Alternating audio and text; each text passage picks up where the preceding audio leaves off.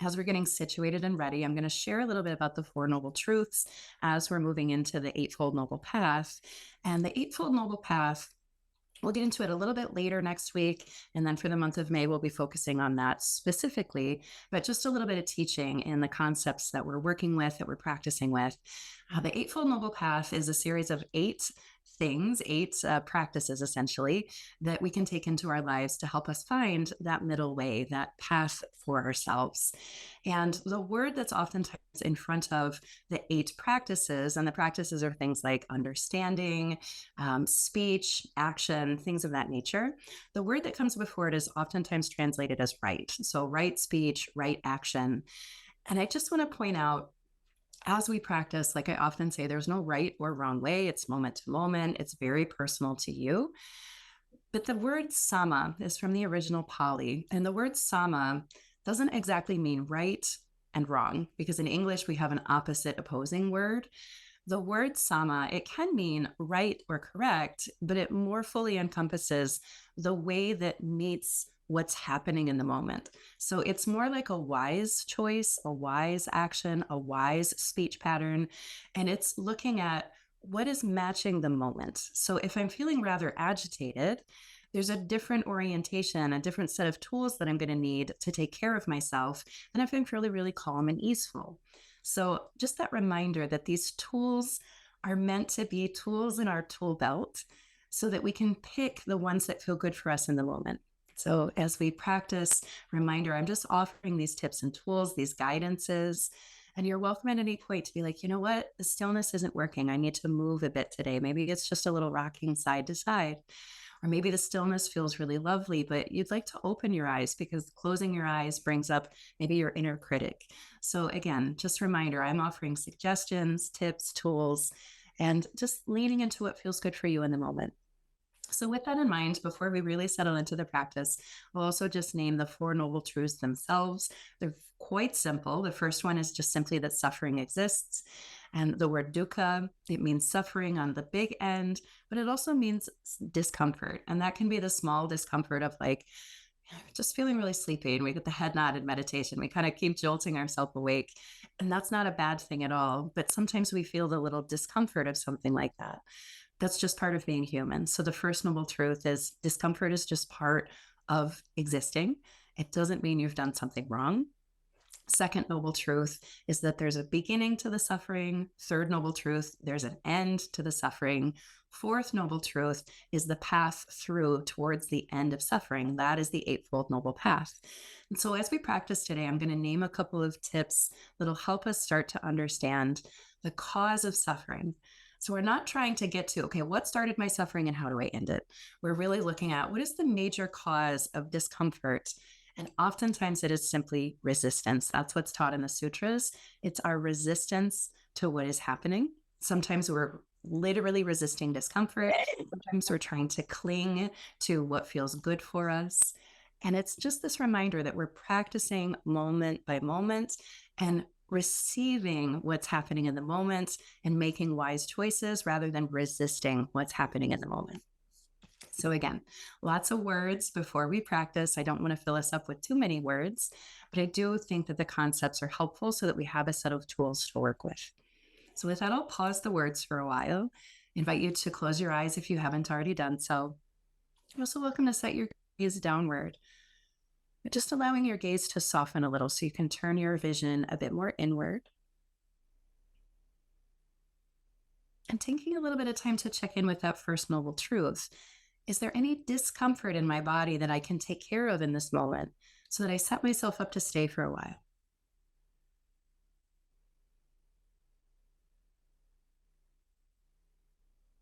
Perhaps some neck rolls or some wrist rolls or making some small adjustments with your spine helps you feel, is there any tension points that I can just melt a tiny bit?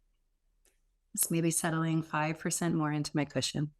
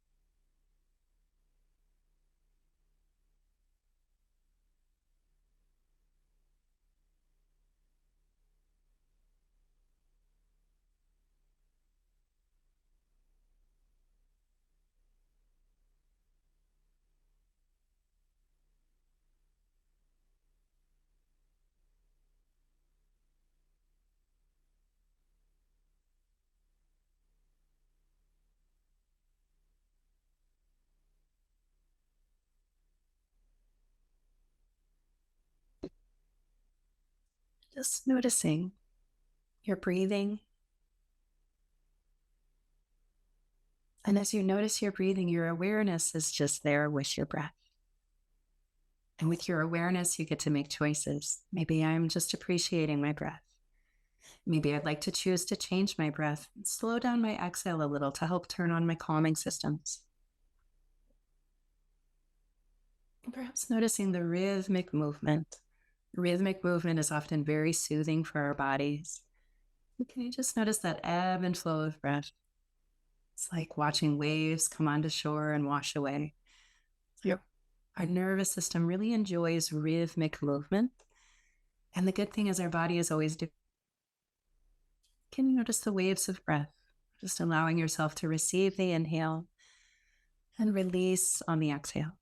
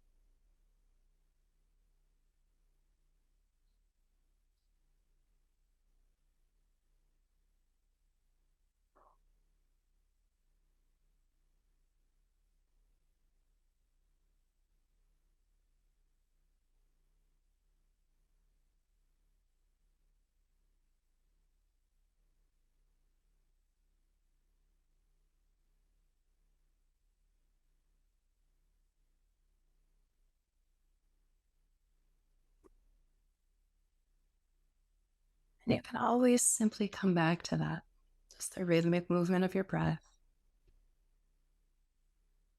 Perhaps the groundedness of your body, noticing what part of your body is touching the ground, being supported.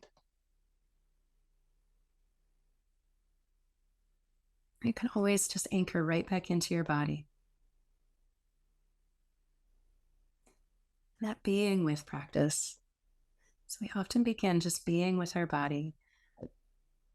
And in a few moments, we'll start working with our mind. I'll offer a couple of guided tools to work with the Four Noble Truths. Spend a few moments here just landing in your body. And in moments where that feels difficult, where our mind is just very busy and it's hard to contact our body, something as small as bringing your fingertips, your thumb and your first finger together, just finding a little pressure there so that your focus becomes a little bit more specific. You might also work with your breath, deepening your breath a bit more fully, and then consciously slowing down your exhale. These little tools are ways that we can bring our attention back a bit more specifically. Just spending a bit more time just landing in your body.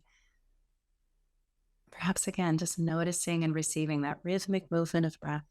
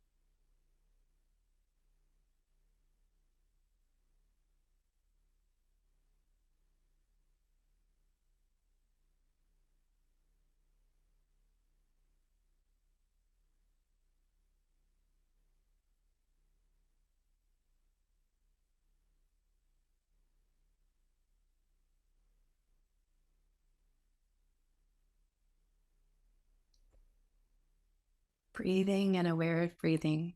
The reason we practice it so often is because this breath is always present. It's difficult for us to remember 5 breaths ago exactly what it felt like because our breath is so consistent. We're doing it all the time. So we focus on this one breath. And every time we breathe, we're practicing receiving and giving back, holding in and softening and letting go.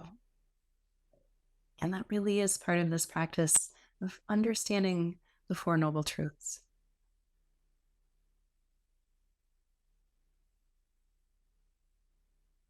And I'll invite you as we work with this idea of just recognizing that discomfort exists and not to focus on it and become settled into despair and, oh my gosh, there's so much suffering in the world and in my body, etc. It's to recognize it just is simply part of being human. It connects us just like we all need our breath. We all deal with difficulty. And there can be a real support system in that, just remembering we're not alone when we're feeling challenged. And from that first noble truth, that it's just part of being human to run into difficulty. And that second noble truth tells us that there's a beginning to suffering. And in the sutras, it talks about our resistance to what is as a major part of suffering. And many of us have probably said or heard a child say something like, "Oh, you're making me so mad." And this idea of somebody else making us feel something, we've probably been told, or we've probably told our children or nieces and nephews, whatever, we've probably also heard, nobody can make you feel something. Feelings arise to meet the situation. Some of them are reactive, some of them are wise. We think about a fierce compassion. Fierce compassion sometimes feels like anger, but it might be the wisest emotion to meet the situation. And it doesn't mean we force our anger upon others, which causes both of us suffering. But it's looking at this is arising and there's nothing I can do about it. If I try to shove down this feeling, I am now stuck with resistance. And instead of exploding our feelings onto somebody else, we're working on just tending to the feelings as they arise moment to moment. Instead of resisting, which oftentimes causes us another layer of suffering, can we just accept I'm feeling the way that I'm feeling? It doesn't mean we're accepting that someone is treating us poorly. It doesn't mean I'm accepting that my inner critic is yelling at me. I'm just accepting, you know what, my body is feeling this feeling. And in that allowance, we can start to make the wise choice of tending to that feeling rather than resisting it. We're trying to pretend it's not there. We're running away and trying to feel something better. So I'll invite you to spend a little time. Can you recall something in the past day or two, maybe in the past week, where you had a little bit of a feeling of discomfort? And maybe it was an argument with somebody. Maybe somebody cut you off in traffic and you had a reaction. Maybe you cut somebody off in traffic. It could be something as small as you were folding laundry and it wasn't going right. And the dog kept trying to pull the sock out of your hand and you were just getting frustrated, right? Just coming up with some small scenario where you were feeling a bit of discomfort.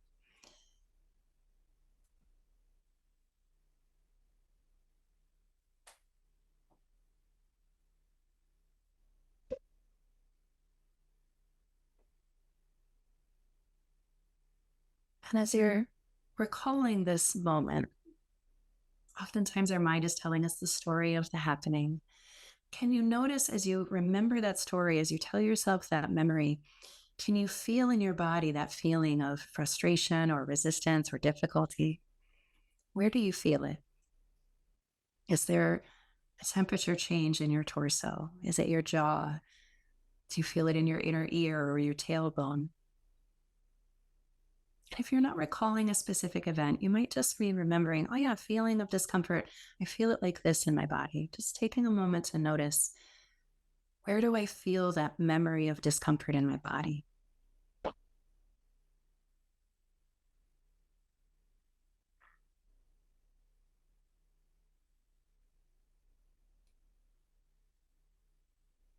And then before we get to the next step, just take a moment to tend if you noticed discomfort. It's maybe making a neck roll, maybe placing your hand on your heart. Just like you would offer a touch to a loved one, can you offer it to yourself? Because you are your own loved one.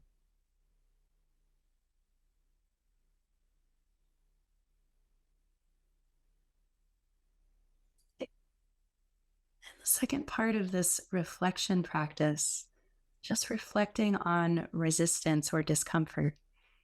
The second part is to see if you can do the little bit of backwards math.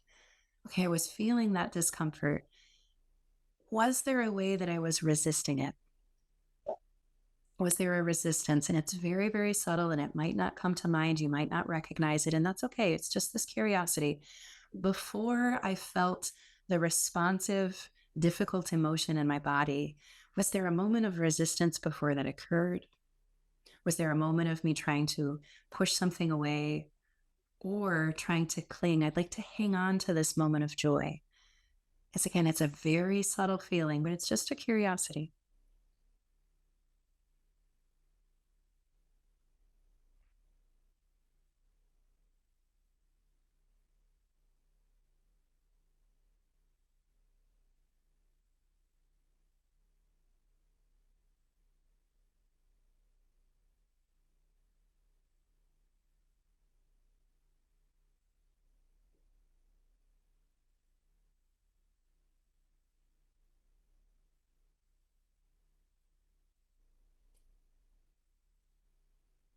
And then shifting a bit, just allowing that reflection to soften, letting go of that memory.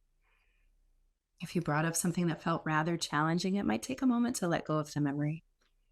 It's also perfectly okay if your mind didn't come up with a certain scenario and you're not really settled into that thought. That's okay too. We're just going to come back right now to notice breath, just back to the present moment, noticing what parts of my body are touching the ground.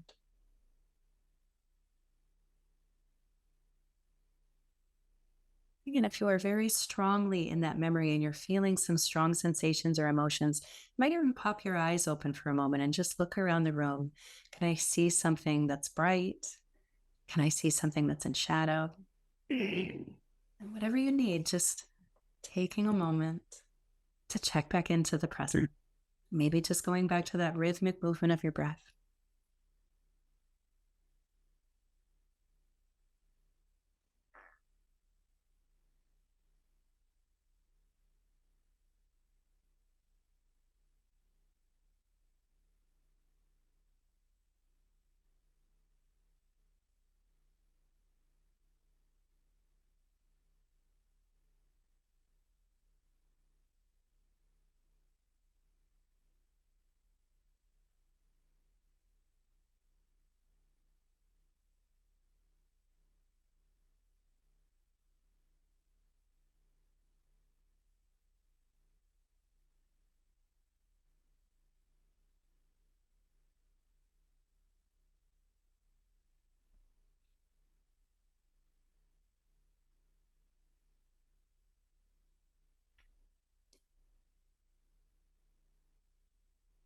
And then another invitation into this, just working with our mind, working with now the third noble truth. The second is understanding the cause of suffering. And the third noble truth is understanding that there's an end to suffering.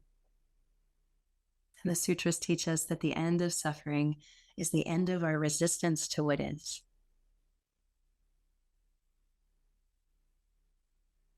And the end of the resistance is walking the Eightfold Noble Path and remembering that the path is broad. There's not a right way and a wrong way to do it. We're just deciding moment by moment, how can I tend to myself?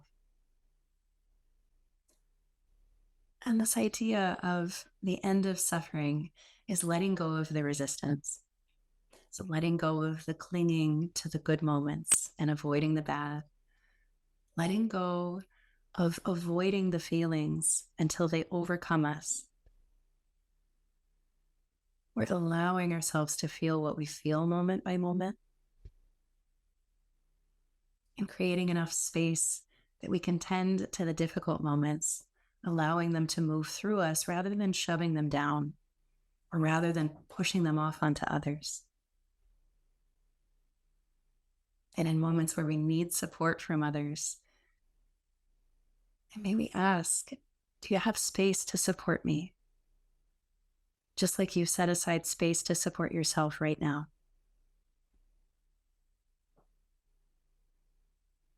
And in this support, in this working with the third noble truth, the end of suffering, it's not that we're trying to run to the finish line and like someday out there, there's an end to suffering and I just have to get there. If this happens, then I'll be happy.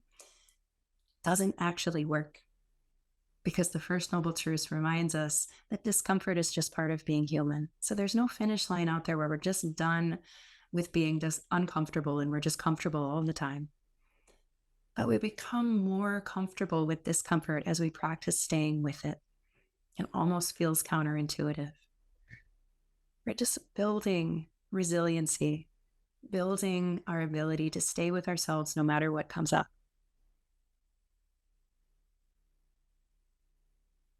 I'll give us a little time in silence to notice, what does it feel like for me to just let go? And we feel that every time we exhale. So sometimes it's just remembering to soften into the exhale. But I'll share a little phrase that I read recently. It's a Zen saying, and it says something like, the flower emerges when the bud lets go. And we're seeing it everywhere in springtime, these buds that are arriving, and they come up tight and green. And then eventually we can see that little bit of the color of the flower. And then suddenly the bud bursts open and there's the flower. And the seed and the stem and the leaves and the bud and the flower are all part of the growth of that being. But considering that that tight bud, when it releases, sometimes it has to snap open. It has to let go of something. The leaves holding on to each other have to trust that the new emergence is exactly what's needed. The new emergence might be the most beautiful part of the experience, but the letting go might be a little bit challenging. Just spending a few moments here. Can I just remember what it feels like to let go? The remembering comes because my body knows how to let go. I do it every time I exhale. You might even say to yourself, breathing in, receiving, breathing out, letting go. Breathing in, receiving life. Breathing out, letting go of resistance. Breathing in, receiving this gift of life. Breathing out, letting go of resistance.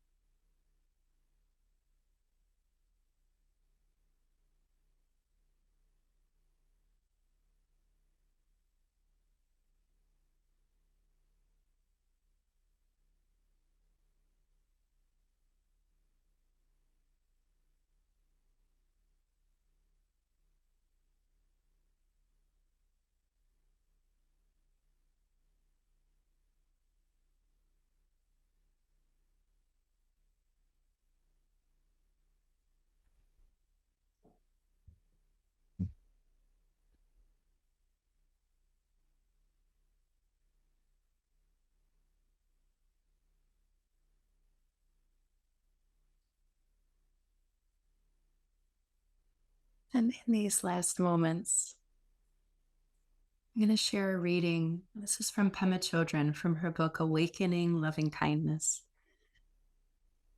And in this excerpt, she's talking about the Four Noble Truths, this idea that it begins with resistance and it ends with letting go of resistance. And she often, when she talks about the Buddha, she uses he and she interchangeably because the Buddha nature is not gendered. But she says when the Buddha first taught, he could have taught anything. He had just woken up completely. Her mind was clear and she experienced no obstacles, just the vastness of goodness of himself and his life. The story goes, however, that it was difficult for him to express his experience. So initially, he decided not to teach because he thought no one would be able to understand what he was talking about. He finally decided he might go out and teach. Perhaps somebody could hear him. The interesting thing is that at first he didn't talk about the unconditional beauty. He didn't talk about basic goodness, clarity, bliss, wonder, or openness. The first teachings of the Buddha, the teachings of the Four Noble Truths, she talked about suffering. And again, in Pema's words, I've always experienced these teachings as a tremendous affirmation that there is no need to resist being fully alive in this world, that we are in fact part of the web. All life is interconnected. If something lives, it has a life force, the quality of which is energy, a sense of spiritedness. Without that, we can't lift our arms or open our mouths or open and shut our eyes.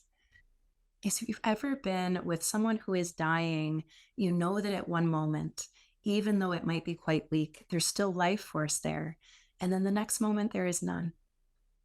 It's said that when we die, the four elements, earth, air, water, and fire, dissolve one by one, each into each other. And finally, we just dissolve into spaciousness. But while we're leaving, we share the energy of us that makes everything, from a blade of grass to an elephant, grow and live, and then inevitably wear out and die, and then we return back to the earth. This energy, this life force, creates the whole world. It's very curious that because we as human beings have consciousness, we are also subject to a little twist where we resist life's energies. Our practice is to let go of that resistance and live.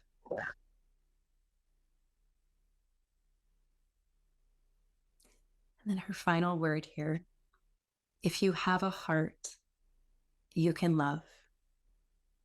If you have a heart, you have compassion. Offer that to yourself. And I'll invite you to bring your hands into any of your closing habits or practices. And we'll end with a few loving kindness phrases. Just repeating them back if they make sense for you.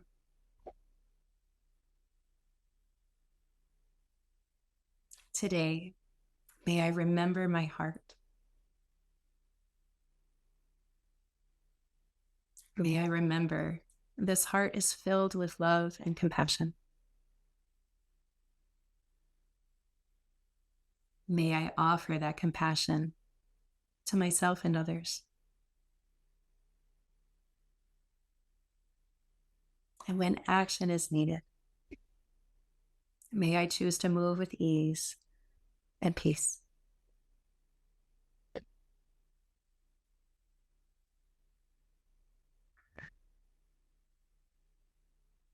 And whenever you feel complete, just take a moment, go slow, open your eyes, find a little movement in your body if that feels good. And as always, just take a moment to thank yourself for setting aside time.